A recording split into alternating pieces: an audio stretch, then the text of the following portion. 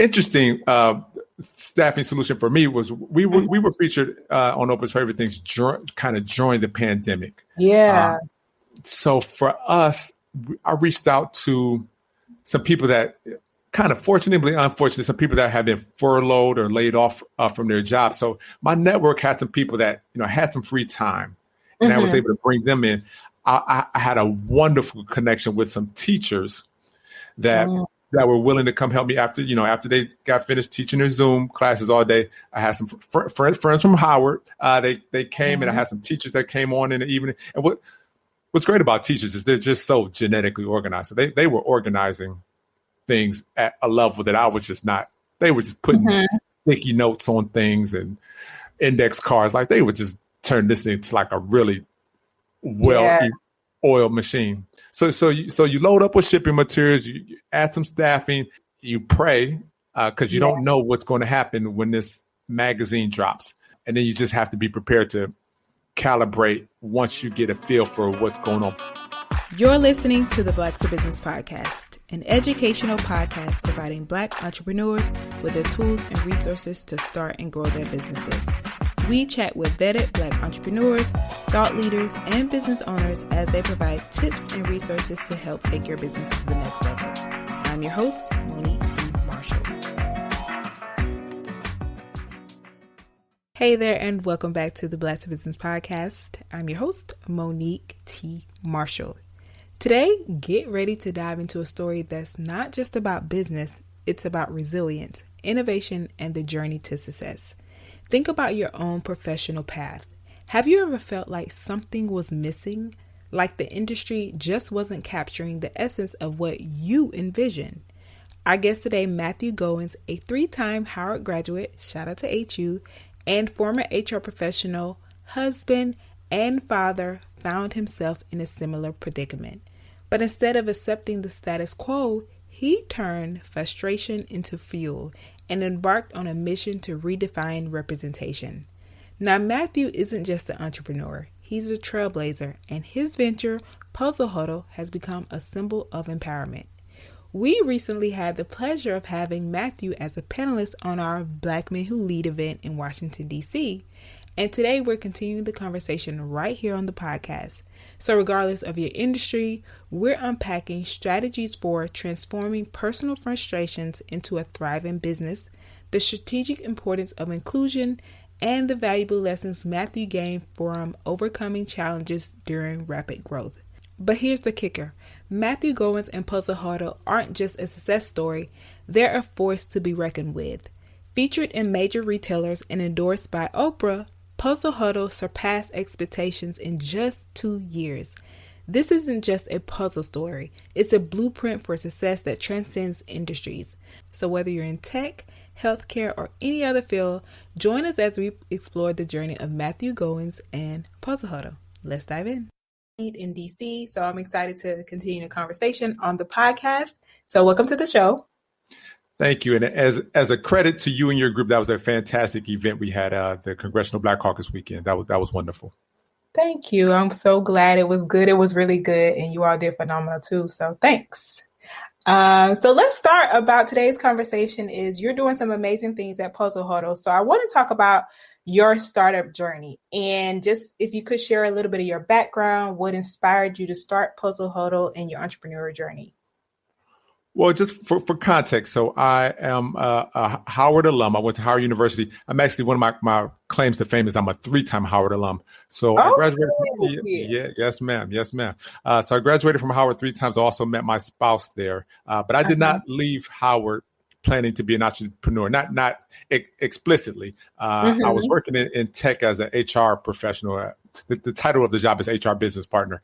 But along that path, I was having children with my spouse, and that was wonderful. But as we were buying toys for them, I got really frustrated with the lack of diversity in toys, and specifically that, my kids started to get interested in puzzles, and we were buying puzzles like crazy.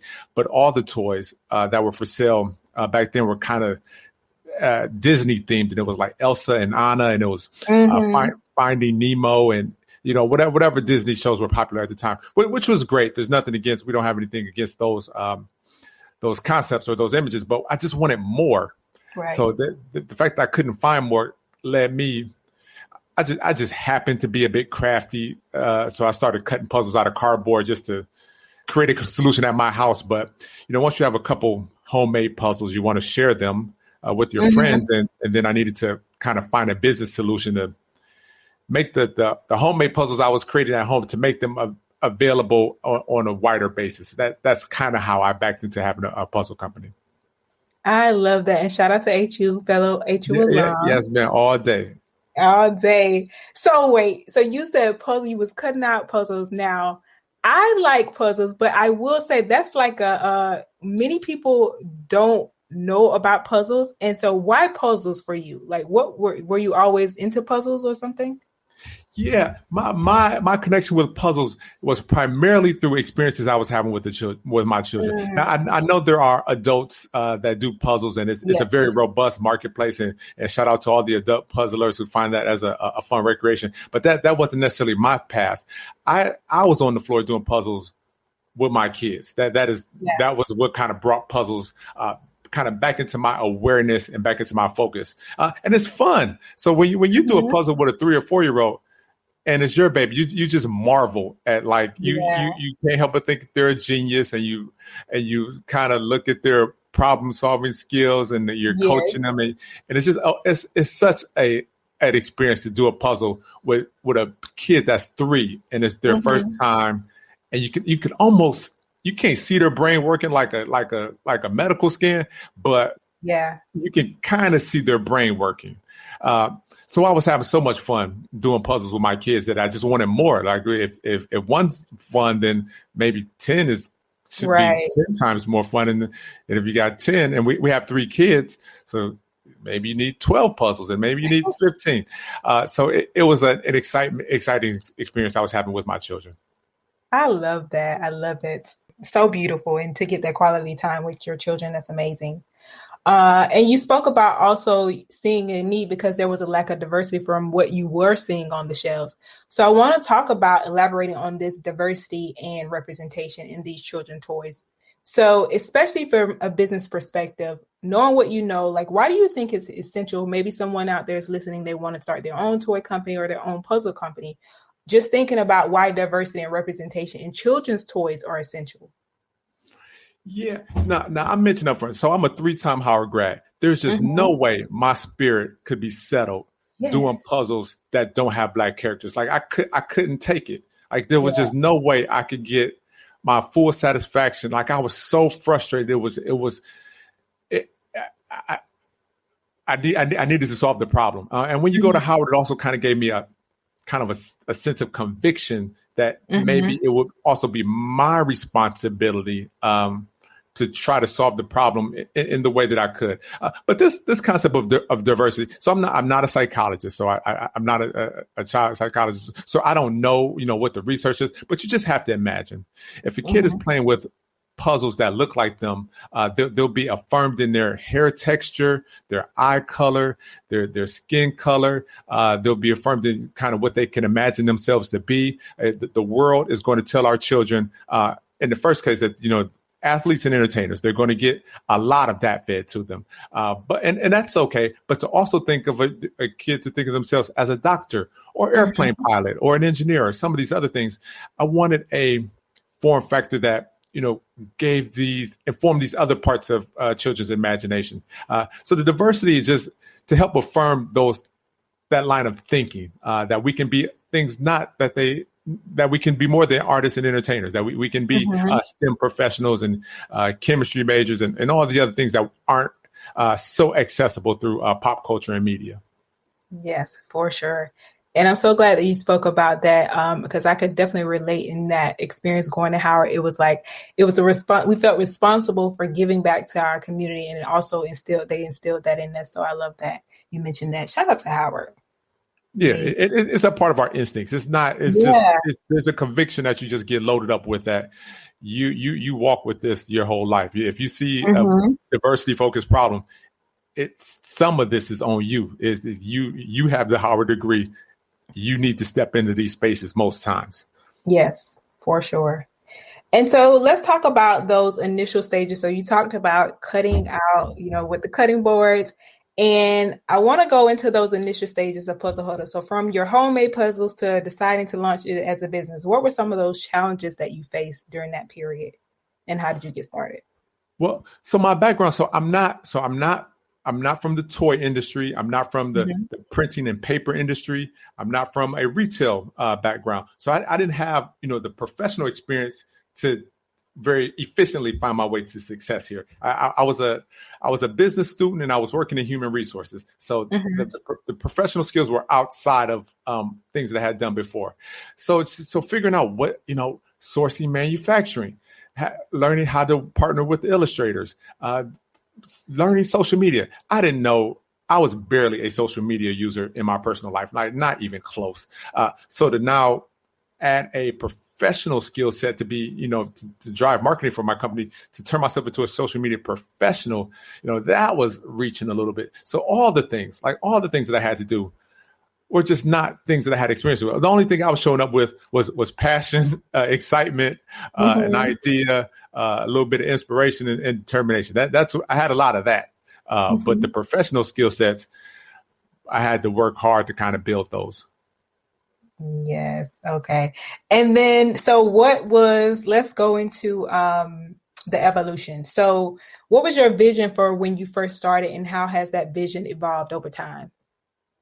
Well, in the beginning, so the boundaries get pushed as you have some success. So what you can imagine for yourself may change once you have some traction and you're kind of in the flow. So what did I think this could be? I was really hesitant to start because I did not want a kind of scrappy kitchen table company that was like a real big drain on my time, not necessarily making any money or minimal money. And it was just kind of like a hobby, crafty kitchen, garage kind of thing. I did not want that because at the time I had a great job and I had 3 young children. So my time was just, I didn't have a lot of free time to chase, hobbies, expensive hobbies. So I really paused to consider how big could this be, and trying to dissect that as, part of my motivation to start. So once I started to imagine that, this could be something of size, that kind of helped me get going. So that wasn't just launching a business that would, be restricted to my kitchen. But you have to use a little bit of imagination. Of course, browsing social media, there were other companies, diversity focused in the toy category, in the school supplies category. So I was looking at, who else is doing something in this world? How big are they? Just to kind of help me have some, so I can have some real data, not just. It's hard to just spend money based on dreaming. So I wanted to kind of balance that out with, what could I observe in real life that I can ground myself in this idea and not just use dreams and imagination, because it's that could be reckless in terms of spending. Definitely. Love that you share that. And now let's get into scaling and production, or the product solution. So you mentioned you started with cutting out the puzzles, and I want to talk about the steps you took to actually scale from a home-based venture to a larger business. Yeah. So first I was cutting puzzles out of cardboard. The next thing that I was able to sell is these products. I'm almost embarrassed to show them to people sometimes, but it was a 4.5 by 6 inch puzzle. So it's the size of a postcard. This was a teeny tiny thing. And I didn't even have like boxes. The printer wasn't printing boxes for me. They were printing these tiny postcard puzzles, and I was sticking them in plastic bags, and I was putting them in envelopes, and I was selling those. So a lot of feedback in the beginning about, sir, this is not how puzzles are generally sold. They normally come in a box, and like the box should have a picture, and it should be like something you buy at the store. So once I kind of worked my way to mature past that manufacturing solution, I was able to find an international partner that prints puzzles for, all the big players. So it would be a form factor that was more recognizable, more closer to what you might buy at a store. So beginning to partner with them, that gave me the right product to sell. And it gave me a little bit more confidence selling it. But in the beginning, I was just a home-based business. This inventory came to my house, stored in my garage, and then more of my living space. So it was first garage, now it's the guest bedroom, and then it was the garage, guest bedroom, living room, garage, guest bedroom, living room, dining room. So the boxes were really taking over our home because we were a home-based business. But that was great because there's a cost savings, right? It doesn't cost you any more than you're already paying for living expenses. But at a certain point, we were getting loading up. As a toy company, Christmas is the Super Bowl, so you're going to sell more products Q4 than you'll sell for the rest of the year. So when we started to need to load up for Q4, it got to a point where I was taking up too much living space. It was floor to ceiling puzzles in my bedroom, living room, dining room, kitchen, everywhere. Your family would want to sit and live. It was boxes. Like it was an impediment to just watching television, an impediment to going to the bathroom. And it was just so. And then on the shipping side, all these service vehicles were coming to my house. So the UPS and the post office, and I've had times where I had 4 or 5 UPS trucks in front of my house, and so now it's a disruption in the neighborhood, and I have to bring in staff to help with the shipping. So it got to a kind of a critical point where, well, we can't run this out of the house. Like this is I'm putting too many. There was a year when I was putting so many boxes in for trash pickup. I was filling up the alley with boxes. Like it was a real neighborhood disruption. Like a ridiculous number of boxes I was piling up in the alley. So in order to avoid kind of negative feedback from my neighbors, to bring some peace and cohesion to my household, to give my family a normal living experience where they have a sofa they can sit on. Right. I had to move it to a commercial space, and that's where we are now. So how long was that? Did that take in all? We were a home-based business for about 3 years. But one thing that really forced us over the edge was the selection and participation in Oprah's Favorite Things, and that was in 2020. So that really drove a lot of traffic, and it was just unbearable to run it out of my, because I had 8 staff members, coming into my house, and they, we were operating until late at night. So people coming in and out of the house 8, 9, 10 o'clock at night. And just some things you don't expect or plan for. If you have people working, gosh, it's reasonable for them to order food for themselves. So now I have DoorDash ringing my doorbell, late in the evening, people coming in and out. I'm dealing with lots of trash disposal because I have staff and they're eating. And even and this is nothing to get him, but I got a guy, wonderful staff member, but he smokes cigarettes. So now I got a guy leaving out of my house, multiple times for cigarette breaks. So I had the door opening and closing, and then I don't care what you do when you're cigarettes. Yeah, you can't help it. You come in smelling like cigarettes. Like there's nothing you can spray on yourself for that not to be the case. So now I'm like, okay, I got the door opening and closing. I got this guy taking cigarette breaks. The neighbors are wondering who this guy is out on the corner, and it's 10 o'clock at night. I got all this pizza boxes and trash from people consuming food, and it's just like this is not a great way to do this. So we had to move it. So we moved to a really basic warehouse space. This is just a room with climate control, a bathroom, a big roll up door, and internet. But it's much better than shipping through my kitchen. Definitely. Yeah, I could definitely, the cigarettes would do it. I remember not even wanting to go in my grandmother's house because he would come out. We're like, you got to meet us at the car. Yeah, and it's not a person. I don't have anything personal like smoking cigarettes, but man, you come in here smelling like Newports every time you go outside. And my kids are here, so it's like we're having dinner, and here comes this guy. Give him a hug, man. I love him to death, but we needed to do something else. I love that. And so you mentioned such a big deal, the Oprah's Favorite Things in 2020. So that is huge. So let's talk about what that felt like and more about the impact that it had on your business and some of those strategies that you use to leverage those opportunities. Yeah, so they operate months in advance. So at the point where the announcement is released, the businesses have known for quite a while that they will be featured. So it gives you some time to prepare. So whatever you were doing before, you're going to need to 5 or 10x that to be prepared for. So you need to load up on inventory, staff, shipping materials. You might want to design your website differently. You're going to need some help. You're going to need more hands. You're going to be shipping many times more products than you ever shipped before.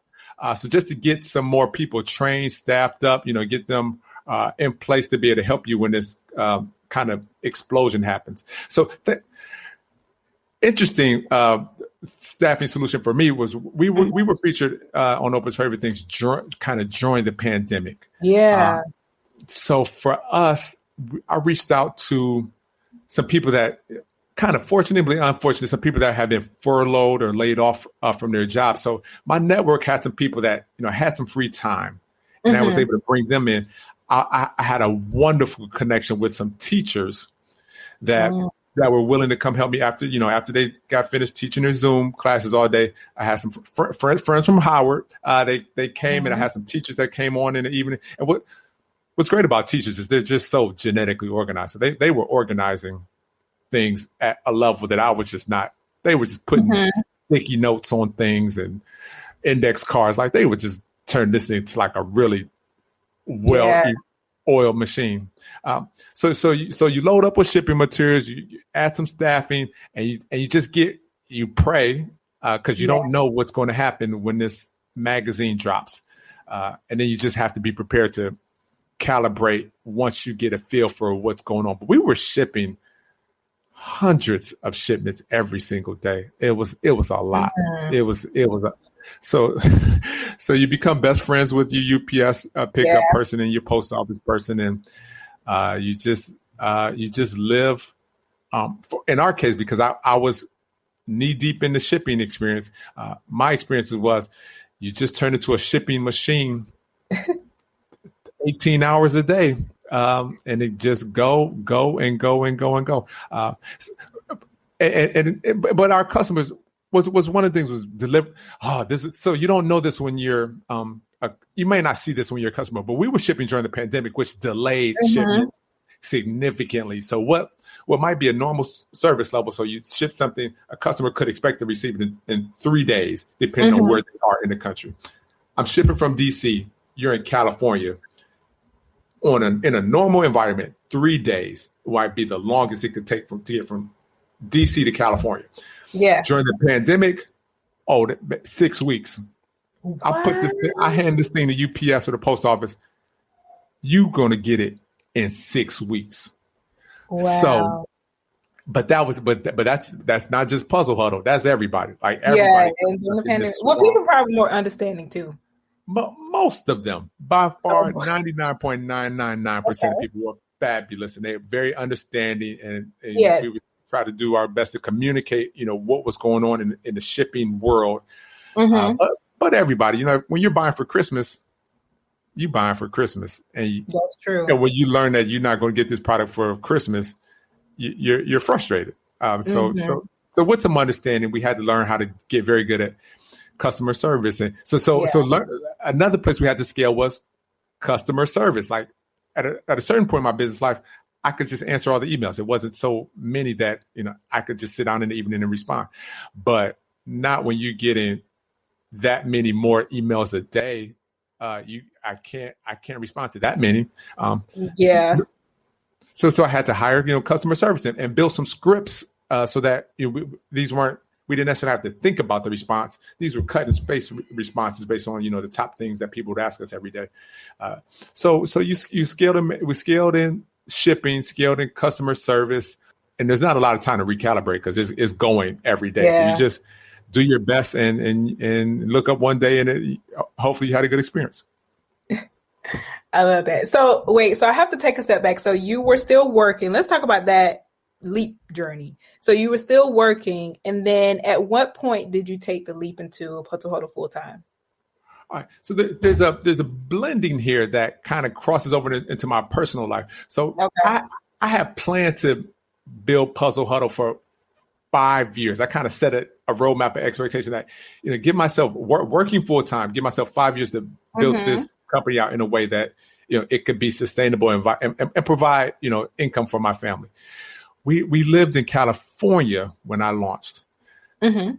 Along the way, having 3 kids, me and my wife, we always talked about moving back to DC. Like we had wonderful jobs and wonderful careers, but having 3 kids away from, their grandparents, their first cousins, and just that network that we dreamed of raising our kids in, we were so far displaced from that. So we were always, we lived in California, but we always joked about moving back to DC. So I thought, man, maybe Puzzle Huddle is going to be the platform that enables us to move. Mm-hmm. So while I'm starting Puzzle Huddle, my wife and I are kind of looking for jobs. I kind of get a little bit more into Puzzle Huddle than I am into looking for jobs. While we were doing that, my wife called me one day at work and she said, "Hey, I got a job offer in DC." Wow. So, right. So it's like, okay, were we serious or were we joking? Like, were we really going to DC or that was just a play? So I said, so no, we weren't playing. So yes, babe, let's go. Yeah, but so that's her half of the family income structure. But my half was I did not get an offer the same day she got an offer to have a job in DC. So I kind of had 2 options. I better sell a mess of puzzles to kind of make up what should be my family contribution, or I could look for a job in DC. But at that point, my passion, my energy, my emotions, like everything I woke up with in the morning was more vested in trying to grow Puzzle Huddle than it was to try to get a job.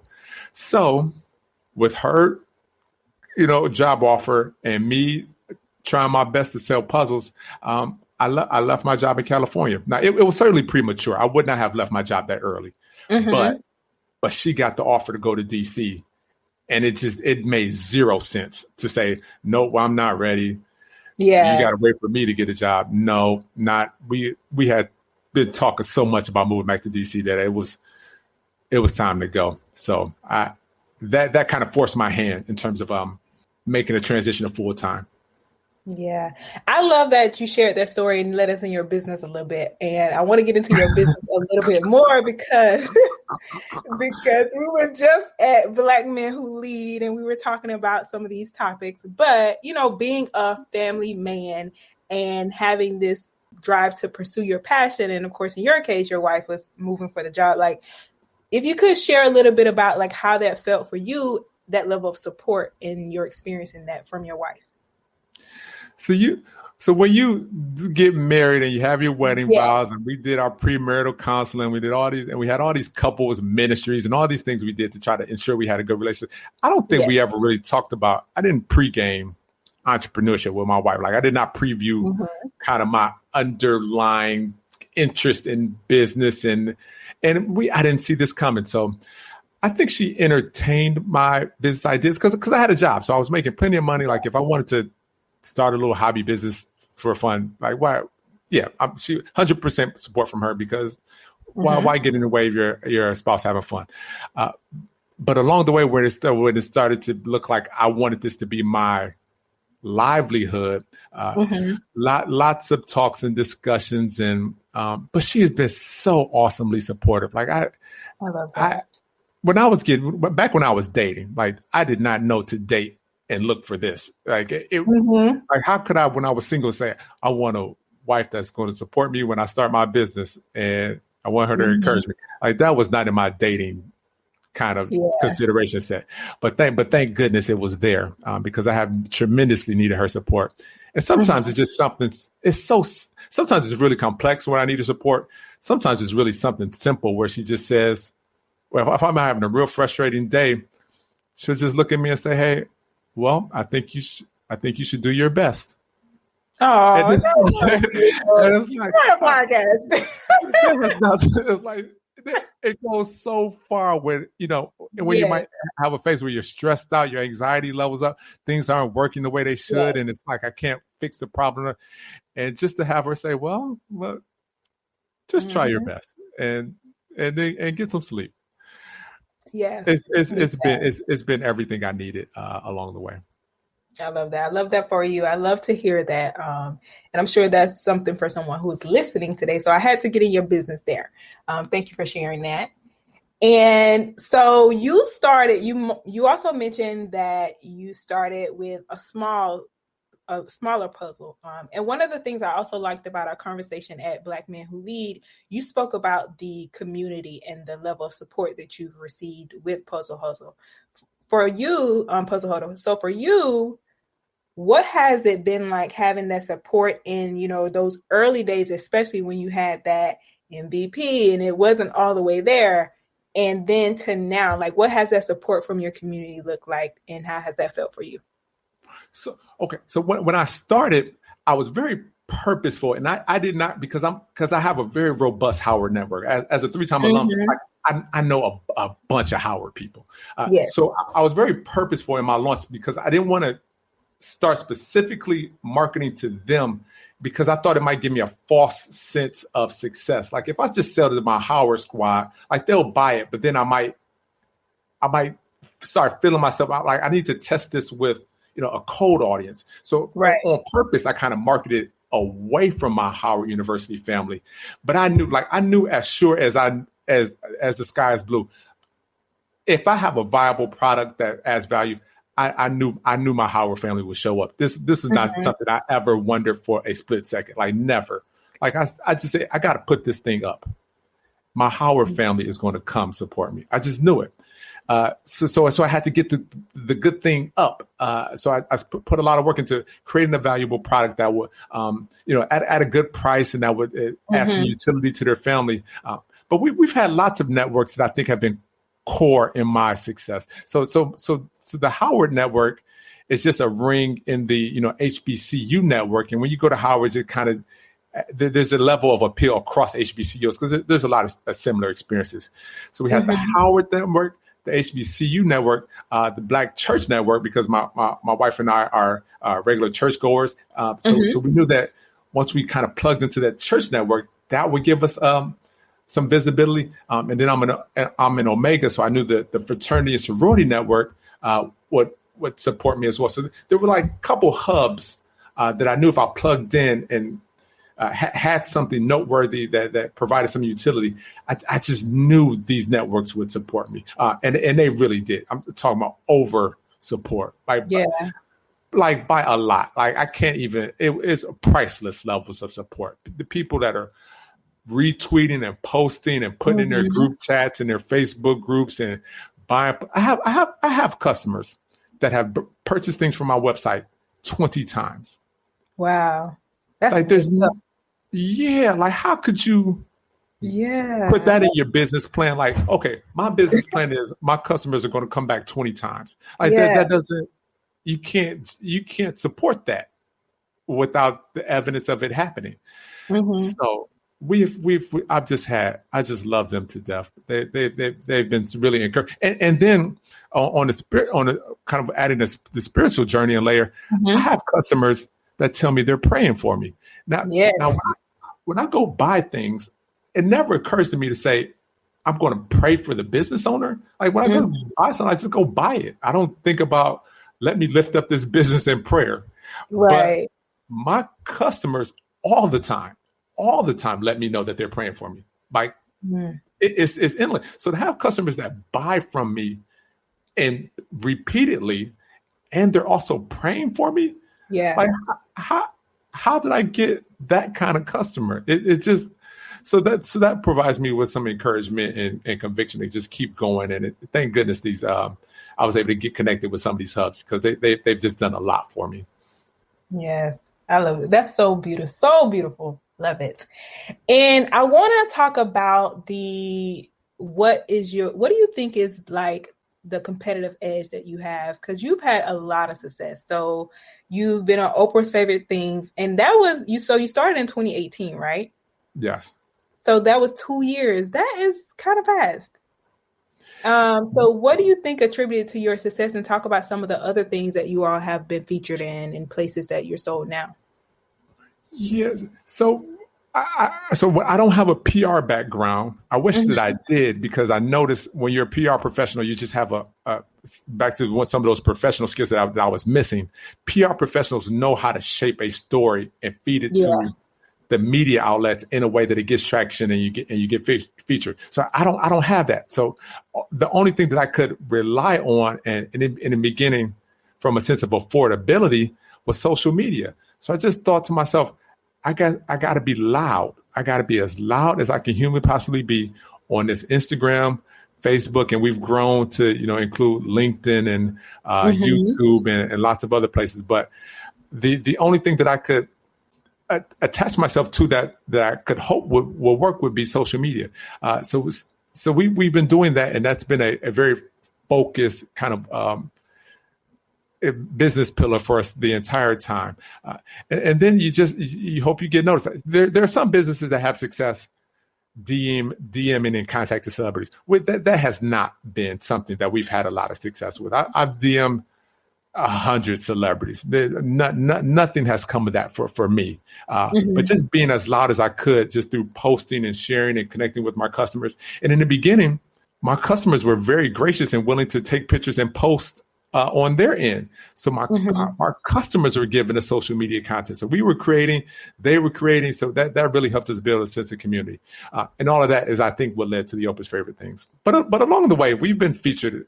Gosh, the list is more than I could have ever imagined. I've been in the New York Times, the Wall Street Journal, Good Morning America, the Today Show, Oprah's Favorite Things, NPR, Washington Post. That's that when I got an email from the Wall Street Journal, I just thought, no way. Yeah. Like, that is the gold standard of business reporting. I'm in the Wall Street Journal. Deserving, yes. Yeah. So those have been some of the things along the way, and those aren't, you can't spin those, and those aren't my customers. The thing that I'm most excited about is the families that I'm connected to. But as a MBA graduate, to have been also featured in the Wall Street Journal is pretty cool. Yes. And where are you also now? So we've expanded. So now we've had our longest partnership has been with Macy's. So we were picked up by Macy's in 2020. We also have done a T-shirt line with Macy's.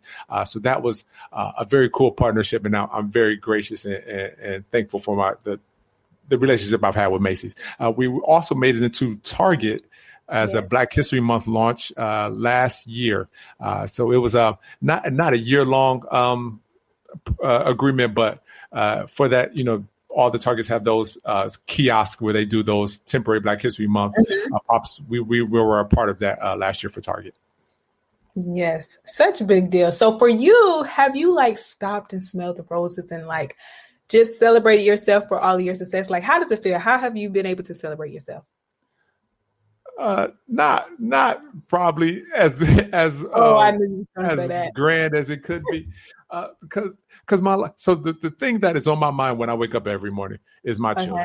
So I am just so knee deep in cooking breakfast, doing homework, packing bags, getting the kids to school, picking them up, taking them to their sports. My girls are in gymnastics, so I need their leotards. I always forget their hair ties. I can't for my life. I cannot remember these kids' hair ties. And then get home and dinner and homework. So that is what my brain does every day. So to stop and have some perspective on my business.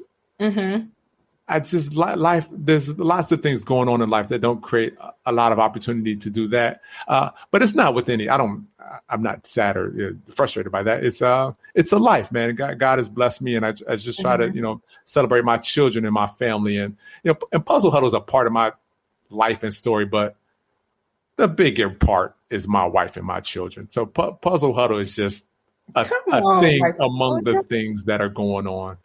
Yes. If there's something to celebrate, I'm gonna celebrate my wife and my children. Puzzle is a part of that, our lived experience, but that's not what I wake up concerned about celebrating. I want to celebrate them before I celebrate this business. Oh, family first. Love that. And then also the fact that Puzzle Huddle allows you to be there for your children and your family, because some people, they're not in that situation where they can be for outside reasons. So it's beautiful that your business also has allowed you to do that. Yeah, I got invited to do the coolest thing. I got an email from a PTA member at a school, Parent Teacher Association. She was like a committee chairman. She said, "Hey, Puzzle Huddle, we want you to come present at this school. It's in the DC area." So I said, just out of my curiosity, to just figure out, what the drive time might be to drive to the school. She sent me the name of the school. It was my kid's school. So, so this lady, bless her heart, she was inviting me to come be a Black History Month speaker. Oh, wow. She didn't know that my kid, she didn't make the connection that my kids went to the school. So I got to go be a Black History Month, speaker, lecturer, lead at my kid's school. And it was just like, to do this and do it in front of them, it's just way more rewarding than anything. They got to be my little helpers for the day and pass out the things. And we had some puzzle races that we did with her, because they're still young, so they're like kindergarten, first, second grade age. So we were racing, putting puzzles together. So those kind of things, being the Black History Month speaker at my kid's school, and they're in the audience. Oh man, I how could I ask for anything greater or more than that? Yeah. That's the bottom line. Like I bet you can't put that on your balance sheet because you can't spend it, but it is equal to anything I've ever done. Love that. Beautiful. You're like, I'll be here every morning. So she's not even knowing. Yeah, she was like, just Puzzle Huddle, can you come to our school? And I said, well, what school is it? She told me, I said, I'm there every morning at 8:30. Yes. I could come to the gym and do a thing for you guys. Absolutely. Mm-hmm. Well, Matthew, this has been beautiful. So one of the things you also mentioned in the beginning is that, you started on a smaller scale, but you were able to find a bigger manufacturer. And so for some entrepreneurs who are listening, they struggle with finding and funding resources. Like, how did you secure the necessary resources to scale? And then what advice do you have for those who are facing some similar challenges? Yeah, that can be very challenging. In my particular case, I'm completely self-funded. I have won 5 or 6 competitions along the way, pitch competitions and grant competitions. So there's been some amount that I've was able to secure through participation in these accelerators that provide non-equity funding. But most of the startup capital has been my personal resources, and I was only able to do that because of the success I was having in my career, so that I did have some resources available. So spending my money is how I got started, and I picked up a couple small grants along the way.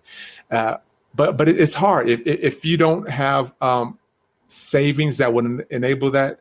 The pitch competitions and that there's a whole world of these applications and awards that a person can participate in, and then the competitions to maybe secure some funding. I have not pursued venture capital, even though I have met with several venture capitalists. We've not pursued that actively. So there's lots of ways to do it. You just have to kind of decide on your strategy. Hopefully you find something that works for you, whether it's, startup funding, venture capital, self-funding, competitions. There's just lots of ways to do it. There's no one way. So you just have to do what makes sense for you. And it depends on how much capital you need. Some things you can start with a few $1,000s. If you're designing a software or coding the apps, you might need a little bit more. If you have something where you need to build molds at a manufacturer and build a customized product that is that unique, it's going to be even more expensive. Thank goodness puzzles have been printed for decades, right? We did not invent the puzzle. So there's just a big network of manufacturers that can print puzzles. So that helps with pricing because you can compete across a couple of different factories. And I'm not dealing in new technology. I'm dealing in old technology. So we were able to enter to some degree affordably. And it didn't require a lot of startup capital. And you also have expanded you mentioned the deal with Target, but you also have like pillows, blankets, and T-shirts. So what prompted this expansion, and how did that resonate with your audience? Well, I always wanted to be more than a puzzle company, but I knew I needed to start with something because when you start with everything, it's hard to get traction across 10 different things all at the same time. So puzzles became like the point of the spear where this is where I'm going to start. But it was always in my plan and intention to include other products. Where the inflection point kind of hit that it made it critical was during the pandemic. So we sourced our puzzles from out of the country. While we were having domestic challenges shipping products to customers in the U.S., importing was another just chaotic disaster. We were waiting on things to get cleared through the port. Normally, that's about a 2 or 3 week process. During the pandemic, 2 months. 2 months to get something in through the port. So, in order for my business to survive, we were running out of inventory. And with nothing to sell, I'm not making any money. So I was scrambling, but it helped me activate something that I had always planned to do. And that was look for different form factors that, will relate to my customers. I didn't need a new customer base. These are the same families, just looking for a different way to add value to their experience. So we started testing it and buying samples of different things. And when I bought some pillow samples, like 4 of them. And the pillow fight that triggered in my house, like immediately, the second I opened this packaging and handed these pillows to my kids, it was 4 seconds before a pillow fight happened. So that gave me confidence. Like, oh, these pillows are like this makes a difference. Like these will get some traction. So just trying to, and we could source those domestically. Those are being printed in the United States.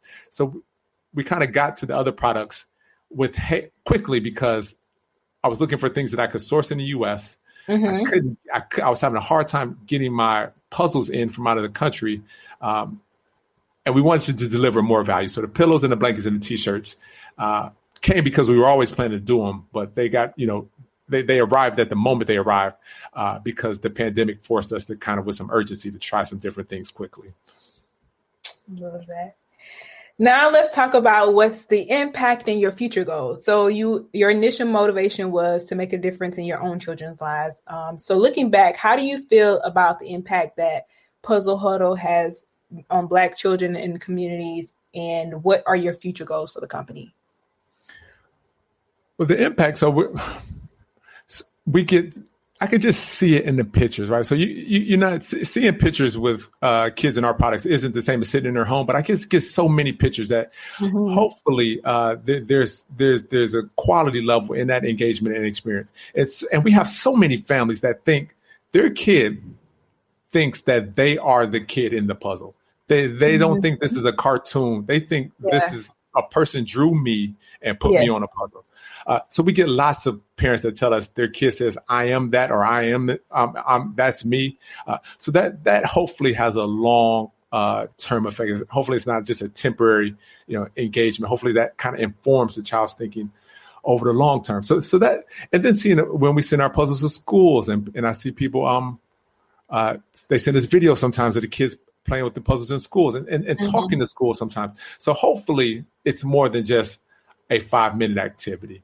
Yeah. Hopefully there's some other, benefit that it's going to extend beyond that 5-minute engagement. And it's not just busyness. It's hopefully having a psychological effect on children and their imagination and their thinking. And of course, those fine motor skills and some of the academic things that we can point towards. It's hopefully, but it's hard to test that. So I just have to look long term and this is my big dream. Hopefully one day, prayerfully, one day I want to meet a doctor. And if that doctor, this will be 20 years from now, but I'm hoping one day I can meet a doctor. And if they find out I was the owner of Puzzle Huddle, for a doctor to tell me that they had one of my puzzles when they were a kid. So this is not possible in the short term. For my kindergartners to get through medical school, it'll be 20 years from now. But one day I pray that I meet a doctor and they let me know that when they were a kid, they had some of our toys and lots of things like so the parents and the guardians and the teachers, like a lot of other things have to happen to shepherd that experience. But if I could be a part of that story for somebody, that is what I'm hoping is kind of the eventual full circle moment that kind of affirms all of this work is, a generation of STEM professionals that when they were kids, they had Puzzle Huddle products, and now they're PhD STEM professionals. So that's going to take me a while for me to see that come into fruition, but hopefully I'm around long enough for that to happen. I hope so too. I can see that happening though. I can see it. And Matthew, for those who are listening who are aspiring entrepreneurs, especially Black entrepreneurs, what advice would you give based on your journey with Puzzle Huddle? One thing you just gotta do is so of course you have to do your research and do your critical thinking, and listen to your podcast and your business development, whatever you read to get information and test your idea and plan and write down your ideas and have a plan for yourself. But the thing you got to do after that is get started. Like you learn so much more in the doing than you will in the thinking. Now, the thinking and the plan is important, so you're not being frivolous with your resources. But once you've done the necessary thinking and planning, you got to do it. Like you got to print the thing and sell something to someone. Like make the cupcake and sell it. The cookie, the T-shirt, print it out, manufacture it, get one of them and sell it. And that's where the real learning can begin to happen, because the entrepreneurship is just not an academic path. You won't figure it out academically. You got to start selling something, and you'll learn so much more through the selling process than you will through the study of what the marketplace is and the demographics of the customer and go sell the T-shirt. Go print that T-shirt and go sell it. That is what is going to really speed up your learning curve. More than, of course, do your research, but boy, go get the idea out of your head. That's going to be what helps you get some traction. Love that. And can you share any upcoming projects or initiatives that Puzzle Huddle has coming up? Well, I mentioned this at the Congressional Black Caucus, but we hope to lean more heavily into apparel. So we have lots of fantastic artwork and illustrations, and if they resonated in these other formats, puzzles, pillows, blankets, we hope to have a great experience creating apparel and sharing that with family. Because if I can create your kid's favorite T-shirt or your kid's favorite hoodie, and they wear that scientist hoodie because it's their favorite, man, I have a chance of informing their psychology. If I hand your kid their favorite shirt and it has a scientist on it, and they kind of want to wear it every week, there'll be nothing better than watching, a generation of kids that have scientist shirts, the characters on the shirts look like them, and it's their favorite shirt. We're hoping to have some stories like that along the way. Beautiful. And finally, what does it mean to you to be Black in business? Well, all of the things that kind of we pointed to in our discussion is having that community of support, having the conviction to take action, and being united, just, in solidarity with lots of other business owners, a lot of people that are first generation entrepreneurs. They didn't walk into this with, huge amounts of funding or experience in venture capital or having necessarily gone to Ivy League schools. So people that just saw something in their community, in their personal life, in their personal space, and they wanted to solve a problem.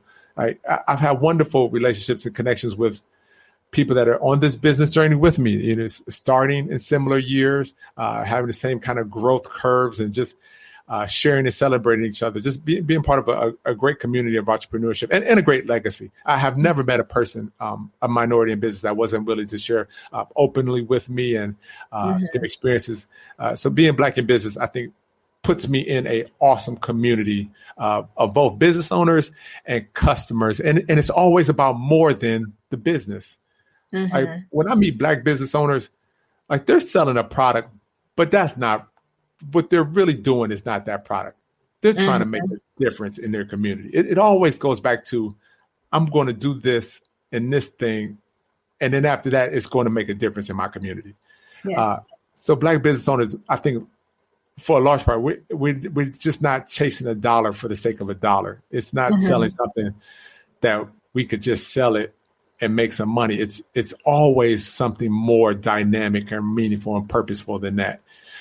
So being a part of that experience, I think, is a lot of fun and validating that. I'm in this game with business owners that it all points back to our community and helping help elevating our peers, not just transacting for the sake of a dollar.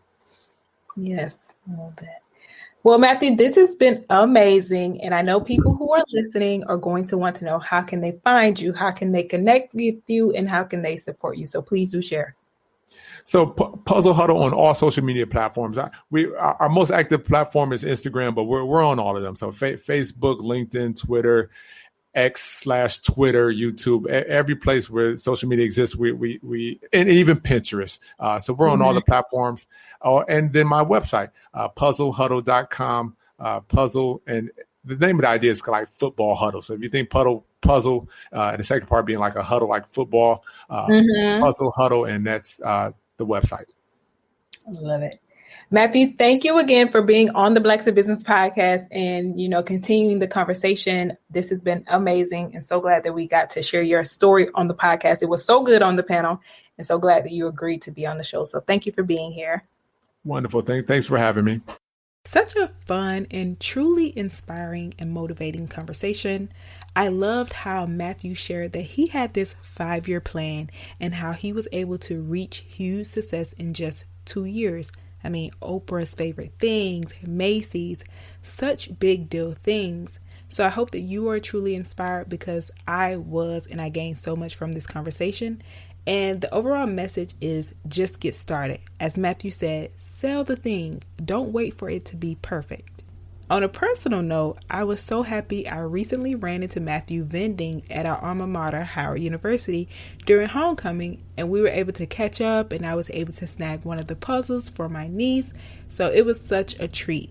Now, if you're listening to this episode in real time, it's holiday seasons, so make sure that you grab Puzzle Huddle for your loved ones, and you can find out more about Matthew and how to connect with him, as well as how to support Puzzle Huddle by visiting blacktobusiness.com/175. And on that note, I want to say I appreciate you so much for being a part of the Black to Business family, and I can't wait to chat with you next week, same time, same place. Later.